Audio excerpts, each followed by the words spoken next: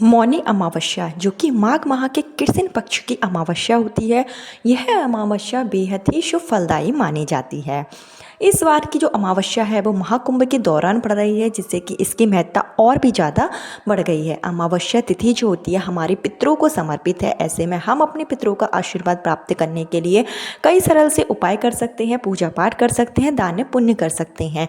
इस दिन किए गए दान पुण्य पूजा पाठ सत्कर्म का आपको 100% फल मिलेगा और आपको मनोवांछित इच्छा जो भी है आपकी वो ज़रूर पूरी होगी। अगर आप संतान प्राप्ति को लेकर काफ़ी दिनों से परेशान हैं, आपकी संतान प्राप्ति में बाधाएं आ रही हैं, शादी को काफ़ी साल हो गए हैं, 5 साल 10 साल या उससे भी अधिक हो गए हैं, और अभी तक अगर आपको मातृत्व का सुख प्राप्त नहीं हुआ है या फिर आपके पुत्र प्राप्ति की कामना है संतान के रूप में, पहले से कन्या जन्म ले चुकी हैं और लगातार कन्या ही कन्या जन्म ले रही हैं, आप चाहते हैं कि आपको एक पुत्र की प्राप्ति हो जिससे कि आपका जो परिवार है वो पूरा हो, बहनों को उनका भाई मिले, तो उस स्थिति में भी आप अमावस्या के दिन यह उपाय जरूर करें। माघ माह की जो अमावस्या है वो बहुत ही शुभ मानी जाती है। पूरा माघ का महीना जो होता है वो दान पुण्य के लिए बहुत ही शुभ माना जाता है। जिस तरीके से कार्तिक माह की महिमा है उसी तरीके से माघ माह की महिमा है। माघ माह का जो महीना होता है वो श्री हरि विष्णु को समर्पित है। साथ ही साथ जो अमावस्या तिथि होती है वो तिथि जो है हमारे पितरों को समर्पित है। अगर हम इस दिन अपने पितरों को प्रसन्न कर लेते हैं, पितरों को खुश कर लेते हैं, तो हमारे वंश की वृद्धि तो होती ही है, साथ ही साथ घर में सुख सौभाग्य की भी वृद्धि होती है। इस बार की जो मौनी अमावस्या है वो 29 जनवरी को है। 29 जनवरी को मौनी अमावस्या का पावन पर्व पड़ रहा है। इस बार की जो अमावस्या है इसमें शिवावास योग के साथ सिद्धि योग का निर्माण हो रहा है। और शिवावास योग में आप जो भी उपाय करते हैं, जो भी पूजा पाठ करते हैं, जो भी दान पुण्य करते हैं, तो उसका आपको फल मिलता ही है। आपको बता दें कि जो भी निसंतान दंपत्ति हैं वो संतान प्राप्ति, पुत्र प्राप्ति के लिए मौनी अमावस्या के दिन हो सके तो गंगा नदी में स्नान जरूर करें। इस दिन स्नान की बड़ी ही महिमा है। गंगा नदी में स्नान करने से आपके सभी पापों का नाश होगा और जो भी आपकी कुंडली में जो बुरे ग्रह होंगे, जो अशुभ ग्रह होंगे, उनकी चाल भी सही हो जाएगी। साथ ही साथ आपको मनोवांछित संतान की प्राप्ति अवश्य होगी। कहा जाता है, हमारे शास्त्रों में वर्णित है कि जो गंगा का जल है वो मौनी अमावस्या के दिन अमृतमय हो जाता है। और इस बार तो महाकुंभ लग रहा है जिससे कि इसकी महिमा और भी ज़्यादा बढ़ गई है। मौनी अमावस्या के दिन अगर आप पवित्र नदी में स्नान कर पाए तो जरूर करें। नहीं कर सकते हैं तो आप अपने घर पर ही स्नान करें। स्नान के पानी में गंगा जल जरूर मिला लें और थोड़ी सी काली तिल डालकर स्नान करें। माघ के महीने में काली तिल की बड़ी ही महिमा है। काली तिल जो कि श्री हरि विष्णु के पसीने से उत्पन्न हुई है। ऐसे में आप अगर काली तिल का उपाय कर लेते हैं और दान पुण्य करते हैं, साथ ही साथ पूजा पाठ करते हैं, तो आपको मनोवांछित संतान की प्राप्ति जरूर होगी। जो संतान होगी वो दीर्घायु होगी, सुबुद्धि होगी, बुद्धिमानी होगी। तो इस तरीके से इस बात को ध्यान रखते हुए मौनी अमावस्या के दिन उपाय जरूर करें। आप चाहें तो सुबह के समय भी उपाय कर सकते हैं, चाहे तो आप शाम के समय भी उपाय कर लीजिए। पूरा दिन ही निसंतान दंपतियों के लिए वरदान माना गया है। तो अगर आपने कई उपाय करे हैं, कई पूजा पाठ की है, तो एक बार आप इस वीडियो में बताए गए यह उपाय जरूर करें। हेलो दोस्तों, मेरा नाम है श्वेता तिवारी और आपका मेरे चैनल धर्म ज्ञान इंडिया में स्वागत है। अगर आपको वीडियो पसंद आए और हेल्पफुल लगे तो वीडियो को लाइक जरूर करें। साथ ही साथ कमेंट बॉक्स में ओम नमो भगवते वासुदेवाय नमः मंत्र जरूर लिखें, जिसके श्री हरि विष्णु की कृपा से आपकी वंश की वृद्धि हो और आपको मनोवांछित संतान की प्राप्ति हो सके। 29 जनवरी को मौनी अमावस्या है। आप पति पत्नी दोनों मिलकर अगर उपाय करते हैं तो काफ़ी अच्छा माना जाता है। संतान प्राप्ति के जो योग बनते हैं, पुत्र प्राप्ति के जो योग बनते हैं, वो पति पत्नी दोनों के भाग्य से बनते हैं। तो यह उपाय हो या फिर कोई भी उपाय हो, कोशिश पूरी है करें कि दोनों मिलकर करें। नहीं कर सकते हैं तो कोई बात नहीं, पति या पत्नी में से कोई भी एक व्यक्ति इस उपाय को कर सकता है। अगर आप इस दिन मौन व्रत रखते हैं तो ये काफ़ी अच्छा माना जाता है, क्योंकि मौनी अमावस्या के दिन मौन व्रत रखकर जो पूजा पाठ की जाती है, मौन व्रत रखकर अगर आप पूरे दिन मौन व्रत रख पाते हैं तो ज़रूर रखें। नहीं है संभव तो आप स्नान जब तक नहीं कर लेते हैं, जब तक आप मौन व्रत धारण जरूर करें। सुबह मुहूर्त में उठें, 5 से 6 के बीच में उठ जाएं। स्नान जो है मौन रहते हुए स्नान करें। साथ ही साथ मौनी अमावस्या के दिन स्नान करते समय अगर हो सके तो आप तुलसी के पत्ते, तुलसी की जो लकड़ी होती है वो डालकर भी स्नान कर सकते हैं। नहीं है तो आप गंगा जल और काली तिल डालकर स्नान जरूर करें। स्नान करने के बाद में आप साफ सुथरे वस्त्र धारण कर लें। सबसे पहला कार्य है कि आपको सूर्य भगवान को अर्घ्य जरूर देना है।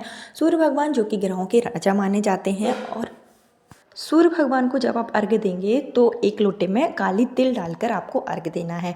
काली तिल डालकर जब आप अर्घ्य देते हैं तो इसका कुछ अंश जो होगा वो हमारे पितरों को भी प्राप्त होता है। साथ ही साथ इस दिन आप पितरों का तर्पण जरूर करें। अमावस्या तिथि पर हमारे जो पितर होते हैं वो अपने वंश से, अपनी संतानों से मिलने के लिए आते हैं, संतानों से तृप्त होने के लिए आते हैं। तो ऐसे में आपको अपने घर में ही दक्षिण दिशा की ओर मुख कर कर एक लोटे में काली तिल डालकर आपको, अगर आपके पास कुसा है जो कि हरी घास की तरह होती है, तो उसको अनामिका उंगली में पहने और फिर तर्पण करें। नहीं है तो हरी घास को भी अपने हाथ में लेकर फिर पितरों के नाम से आप तर्पण करें। ओम सर्व पितृ देवताभ्यो नमः इस मंत्र का जाप करते हुए आप पितरों को याद करते हुए जो है पितरों का तर्पण करें। ऐसे में क्या होता है कि हमारे जो बड़े बुजुर्ग होते हैं, हमारे जो पूर्वज होते हैं, अगर कभी अनजाने में उनसे कुछ गलती हो जाती है जिससे कि हमारे ऊपर पितृदोष लग जाता है और हमें पता ही नहीं रहता है, तो पितृदोष के निवारण के लिए अमावस्या तिथि पर पितरों के नाम से तर्पण करना काफ़ी शुभ माना जाता है। इससे आपके पितृ प्रसन्न होते हैं और पितरों के आशीर्वाद अगर आपको मिल जाता है तो आपके वंश की वृद्धि होती है, आपके घर में भी सुख सौभाग्य की वृद्धि होती है। अगर आपके पितृ प्रसन्न नहीं है तो देवी देवता का आशीर्वाद भी आपको नहीं लगता है। इस बात का जरूर ध्यान रखें। तो सर्वप्रथम आप अपने पितरों को प्रसन्न करें, फिर देवी देवता की आप पूजा पाठ करें, उससे आपकी मनोकामना निश्चित रूप से पूरी होगी।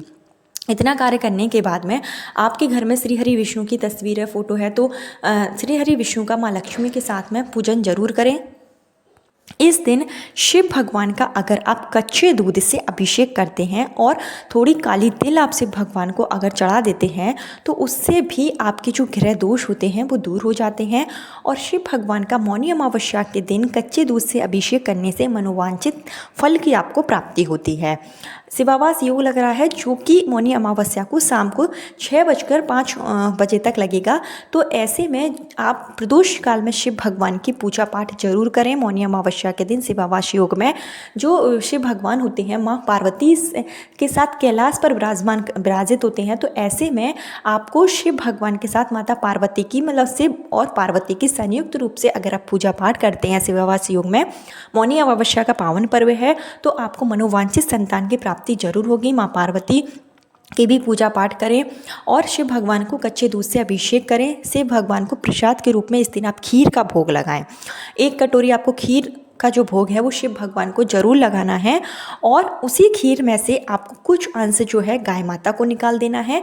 आप एक रोटी बनाएं और उसमें थोड़ा सा जो है रोटी में घी लगाकर और थोड़ा काली तिल रखकर और खीर रखकर अगर आप गाय माता को खिला देते हैं, अपने हाथों से गाय माता का आशीर्वाद लेते हैं, तो आज के दिन आपको 33 कोटि देवी देवता का आशीर्वाद एक साथ प्राप्त होता है।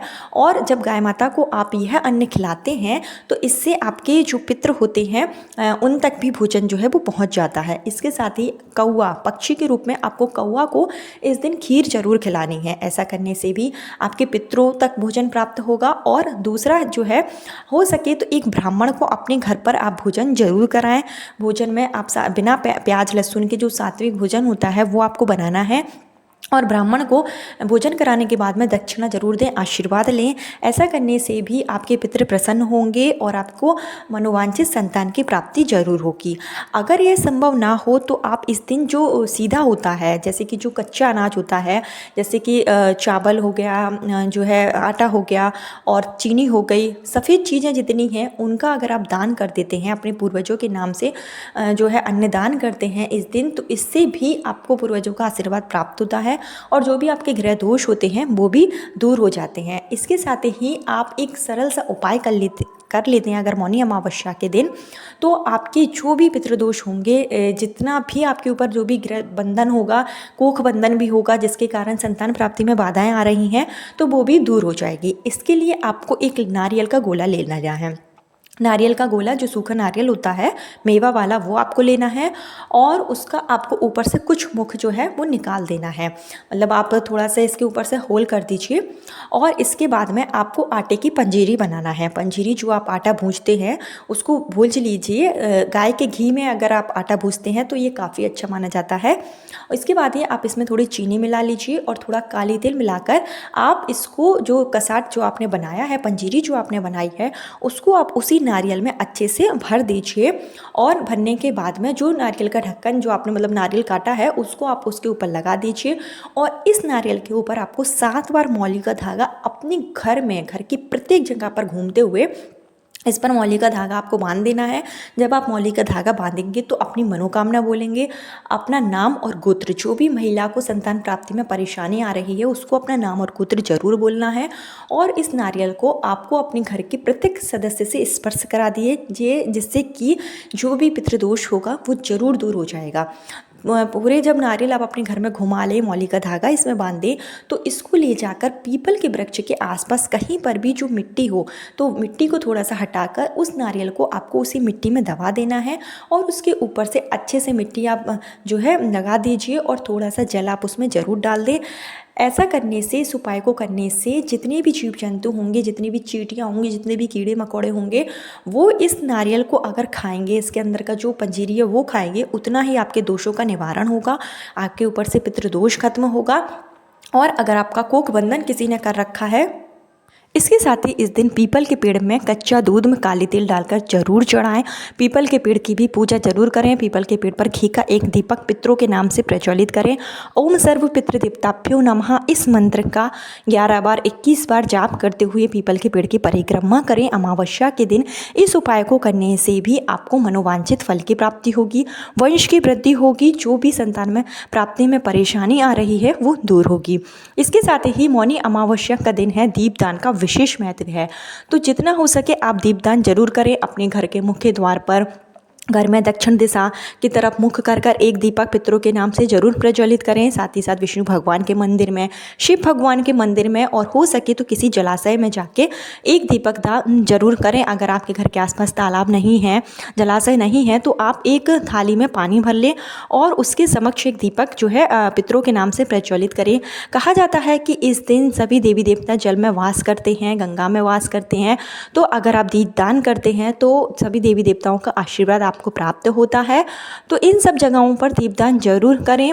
दीपदान का इस दिन विशेष महत्व है। हो सके तो कुंभ अगर नहाने आप जा पाएँ इस दिन मौनी अमावस्या के दिन तो जरूर जाए, नहीं तो घर पर ही गंगा जल डालकर, तिल डालकर स्नान कर लें। माँ गंगा का स्मरण करें। ऐसा करने से आपके पापों का नाश होगा, ग्रह की अशुभ स्थिति जो भी है वो दूर होगी, पुत्र प्राप्ति का आशीर्वाद प्राप्त होगा, आपको मनोवांछित संतान की प्राप्ति जरूर होगी। कल फिर मिलती हूँ नए वीडियो, नए उपाय के साथ। जब तक के लिए हर हर महादेव। ओम नमो भगवते वासुदेवाय नमः।